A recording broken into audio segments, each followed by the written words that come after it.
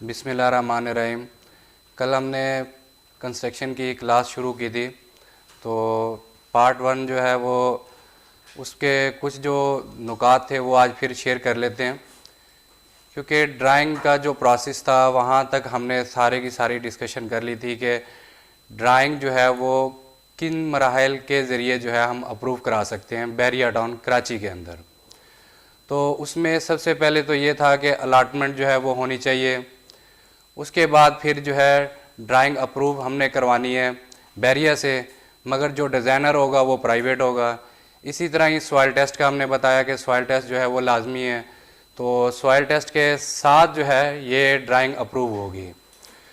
तो इसके बाद दूसरा जो हमारा मरला था कि कंस्ट्रक्शन जब शुरू करते हैं तो उनके अंदर जो टेक्निकल चीज़ें हैं वो क्या होती हैं। तो जो हमने पार्ट 1 ख़त्म किया, पहले पार्ट के अंदर हमने स्टील के ऊपर जो है जाके पूरे टॉपिक को क्लोज़ किया था। अब जब स्टील जो है फिक्सिंग की बात अगर हम करते हैं कि स्टील फिक्सिंग जो है वो किस तरह होती है, तो स्टील फिक्सिंग जो है हमें जो डिज़ाइनर एक डिज़ाइन दे देता है कि स्टील के अंदर इतनी इतनी स्पेसिंग चाहिए। स्पेसिंग का असल मकसद ये होता है कि अगर बहुत ज़्यादा क्लोज कर दिया जाए स्टील, तो टेक्निकली पॉइंट के तौर पे अगर स्टील ज़्यादा होगा तो भी क्रैक आएंगे। एक तो ये पॉइंट आप नोट कर लें, इसलिए ज़्यादा स्टील जो है वो भी ज़रूरी नहीं है। लोड के हिसाब से हमें उसी हिसाब से जाल बनाना पड़ता है, तो स्पेसिंग उसी हिसाब से ही रखनी पड़ती है, जिसको आपने अक्सर देखा होगा बॉक्स बने हुए हैं। तो जो बॉक्स है उनका साइज़ जो है वो स्पेसिंग बहुत ज़्यादा अहमियत रखती है इस पूरे स्ट्रक्चर के अंदर। इसके बाद शटरिंग का मरला आता है। जैसे स्टील फिक्सर जो है वो स्टील फिक्स करके जाता है, तो स्टील फिक्सर जैसे ही फिक्स करता है स्टील, तो शटरिंग से पहले पहले हमने एक दफ़ा सारी चीज़ें चेक करनी है कि आया ड्राइंग के मुताबिक जो है स्टील बंध गया है या नहीं है।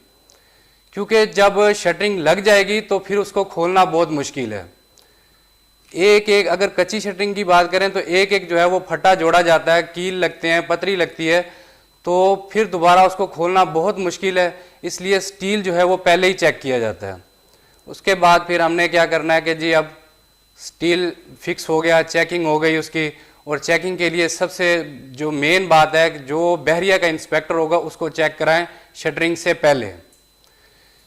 शटरिंग से पहले अगर आपने स्टील चेक करा दिया, आपका डिज़ाइनर भी चेक करके जाएगा, वो मेमो देगा एक, जिसने ड्राइंग डिज़ाइन की है तो वो आपको एक मेमो देगा। उस मेमो के तहत ही आप इंस्पेक्टर को बुला के जो बैरिया का इंजीनियर है वो इसको वेरीफाई करेगा। तो इंस्पेक्टर का लफ्ज़ इसलिए इस्तेमाल हो रहा है क्योंकि इंजीनियरिंग के अंदर जो है डेजिग्नेशन होते हैं, तो जो कंसल्टेंट होती है या क्लाइंट होती है वहाँ पे इंस्पेक्टर ही बोला जाता है। तो इंस्पेक्टर जो होता है वो एज ए इंजीनियर काम कर रहा होता है सिविल इंजीनियरिंग के अंदर। तो उसके बाद जब स्टील फिक्स हो गया, शटरिंग लगी, शटरिंग के अंदर हमने गैप रखा होता है, तो वो जो भी डिज़ाइनर एक कहता है कि थिकनेस के हिसाब से कि इतनी जो है वो दीवार की मोटाई है, तो उसी हवाले से जो क्या करते हैं कि हमने आगे स्पेसिंग देनी होती है, गैप छोड़ना होता है कि कवरिंग हो जाए, कि कंक्रीट पूरी आ जाए, ये नहीं है कि स्टील नज़र आता रहे। इसके अलावा हमने देखा कि शटरिंग के अंदर जो है वो ऑयल वगैरह यूज़ किया जाता है। ऑयल यूज़ करना ठीक नहीं है। अगर आपकी शटरिंग सही है तो क्या होता है कि जब आप प्लस्तर करते हो तो उस वक्त जो ऑयल है, ऑयल के ऊपर कभी भी प्लस्तर नहीं होगा। तो ऑयल जो है वो यूज़ करना सही नहीं है। अगर खुरदरा हो जाए तो वो ज़्यादा बेहतर है, क्योंकि उसके ऊपर प्लस्तर भी होना है। अगर आप चाह रहे हो कि बिल्कुल सरफेस सेट हो तो फिर आप ज़हरी बात है शटरिंग उसी तरह की यूज़ करोगे। मुख्तलिफ तरह की शटरिंग है, जिसमें आप जो है वो लोहे की शटरिंग भी यूज़ कर सकते हो, इसी तरह प्लाई की शटरिंग भी। सरफेस जितना अच्छा आप चाहते हो उसी हिसाब से आप उसकी शटरिंग यूज़ करोगे। तो ये मरला यहाँ तक हो गया। उसके बाद फिर अगला मरला जो शुरू होता है कि अब इसके अंदर हमने कंक्रीट करनी है। तो कंक्रीट जब करते हैं, जो भी डिज़ाइनर हमें रेशो देगा कि ये रेशो है, इसके तहत आपने ये प्लंथ की जो कंक्रीट है वो करनी है, या कालम है, कालम की और जो प्लंथ होगा उसका रेशो अलग अलग होता है। जिसके ऊपर ज़्यादा वज़न आएगा तो उसकी ज़हरी बात है कैपेसिटी ज़्यादा होगी, जिसके ऊपर वज़न कम है तो उसकी इतनी ज़्यादा अहमियत नहीं होगी। जितनी जो है वो कॉलम लोड बर्दाश्त कर रहे हैं पूरी बिल्डिंग का, तो उसके ऊपर ज़्यादा जो है वो रेशो अच्छा रखा जाता है। मुख्तलिफ रेशो होते हैं वो डिज़ाइनर देगा। और इसके बाद फिर क्या होगा कि जिस दिन हम कंक्रीट कर रहे हैं तो मिक्सचर मशीन के साथ अगर हम कर रहे हैं तो हमें सारे रेशो को मेंटेन करना है, और ख़ास तौर पे टेम्परेचर को लाजमी मेंटेन करना है। टेम्परेचर में इंजीनियरिंग लॉ है कि अगर 32 सेंटीग्रेड जो होता है इससे ऊपर अगर टेम्परेचर जा रहा है तो कंक्रीट जो होती है वो अपनी स्ट्रेंथ जल्दी नहीं पकड़ सकती। तो इसलिए ये जो भी काम होता है कंस्ट्रक्शन का, या तो पोरिंग नाइट में होती है या सुबह सुबह होगी, क्योंकि जितना उसको सेटलमेंट में टाइम चाहिए, 2 घंटे चाहिए, 3 घंटे चाहिए, तो उसके अंदर क्या होता है कि हमारी जो स्ट्रेंथ जो हमें चाहिए तो वो पूरी हो जाए। उसके बाद फिर अगला मरला शुरू हो जाता है इसके ऊपर क्यूरिंग का। क्यूरिंग यानी कि पानी लगाना। 2 तरह के जो है वो काम होते हैं, एक तो पानी लगता है, दूसरा केमिकल लगता है। तो अगर किसी एरिया के अंदर जो है पानी मौजूद नहीं है तो वहाँ पे केमिकल लग जाएगा।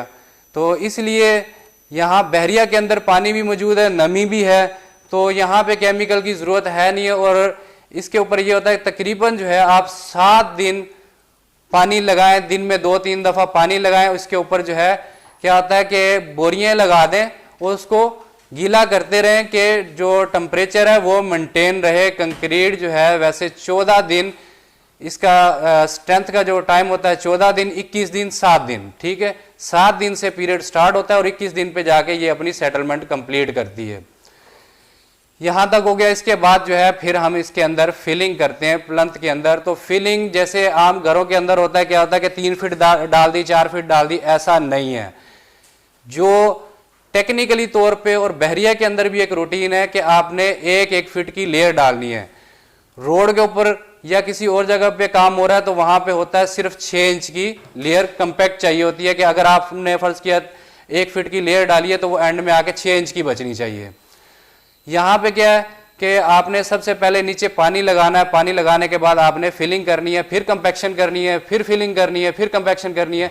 और इसमें साथ साथ FDD टेस्ट होगा, और ये FDD टेस्ट जो है ये लाजमी है, ये भी आपके डॉक्यूमेंट्स में लगता है। बहरिया टाउन के जो विलाज हैं इनकी जितनी भी कंस्ट्रक्शन हो रही है तो ये FDD टेस्ट लगता है। तो FDD टेस्ट लगा, कंपैक्शन आपकी हो गई, फिलिंग हो गई। फिलिंग के बाद आपने ऊपर जो है पूरे एरिया के अंदर DPC बनानी है। तो DPC का लेवल हमेशा जो है आपने ये देखा होगा कि ये DPC का मकसद क्या है कि नमी ऊपर नहीं जाए, जो नीचे की ज़मीन की जितनी भी नमी है ये ऊपर नहीं जाए। तो DPC लगानी है। तो DPC 1 इंच की थिकनेस भी है, 2 इंच की भी है। जो आपको डिज़ाइनर ने दे दी है कि आपने 1 इंच की DPC यूज़ करनी है, 2 इंच की, सिर्फ और सिर्फ ये कंक्रीट का एक रेशो होता है। उसके बाद इसके ऊपर जो है अगर आप शापर डाल दें तो बेहतर है, अगर शापर नहीं है। वैसे बहरिया के अंदर जो है वो बिचुमिन लाजमी है इसके ऊपर। तो बिचुमिन आपने लगानी है। बिचुमिन लगाने के बाद फिर इसकी चुनाई का मरला शुरू होता है। तो चुनाई का जो मरला है इसमें आपने कुछ टेक्निकली चीज़ें देखनी है। एक तो आपकी अलाइनमेंट जो है वो आउट नहीं होनी चाहिए, ये नहीं है कि वॉल जो है वो टेढ़ी जा रही हो। उसके बाद दूसरा हमने इसके ऊपर प्लस्तर करना है, वॉल के ऊपर प्लस्तर करना है। तो लाजमी ये है कि एक ब्लॉक जब दूसरा ब्लॉक इसके ऊपर आएगा तो नीचे जो है ये झरी बननी चाहिए। झरी बनने में टाइम नहीं लगता, यहाँ पे अक्सर काम हो रहा है। तो टेक्निकली चीज़ें ये है कि जो झरी नहीं बना रहा वो टेक्निकली बंदा नहीं है, उसको काम करने का पता नहीं है, ठीक है। वो एक जुगाड़ लगा रहा है कि फ़र्ज़ किया कि मुझे घर बनाना आ गया, उसके बाद ये है कि बस इसी तरह ही काम जो है वो कंटिन्यू चलता रहेगा। ये जुगाड़ है, ये जटाका सिस्टम है। तो इसके लिए ये है कि जब आपने एक ब्लॉक दूसरा ब्लॉक लगाना है तो उस वक्त क्या करे कि जो मिस्त्री है वो बीच में एक लाइन खींच दे। नरम होता है उस वक्त जो रेशो होता है, हम सीमेंट यूज़ कर रहे होते हैं और रेत जो यूज़ होती है तो वो उस वक्त नरम होती है। तो सिर्फ क्या है उसने जो उसके पास करंडी है जो मतलब जिससे चुनाई कर रहा होता है तो खाली एक लाइन खींच दे। लाइन खींचेगा तो जब प्लस्तर होगा तो उस वक्त इनका ज्वाइंट बनेगा। तो असल मकसद ये है कि ज्वाइंट बनाना। ऐसे तो इसकी ग्रिप नहीं होगी, जैसे ही उसको थोड़ी नमी लगेगी तो वो क्या होगा कि कुछ टाइम बाद जो है वो गिरना शुरू हो जाएगा। तो आज की जो हमारी क्लास थी कि ब्लॉक चुनाई तक हमने कौन कौन से मराइल से जो है वो गुजरना होता है, और इंशाल्लाह हाजिर होते हैं नेक्स्ट जो है वो क्लास के अंदर। तो अल्लाह हाफिज़।